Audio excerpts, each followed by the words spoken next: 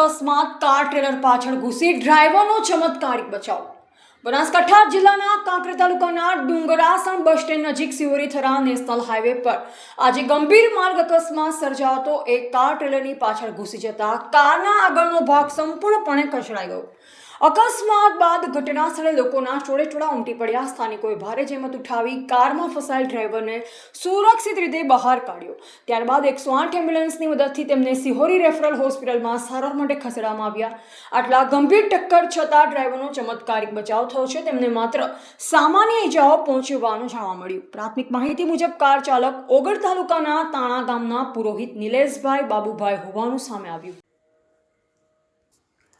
Reporter Naresh D વ્યાસ, બનાસની પુકાર, સમાચાર ગુજરાત।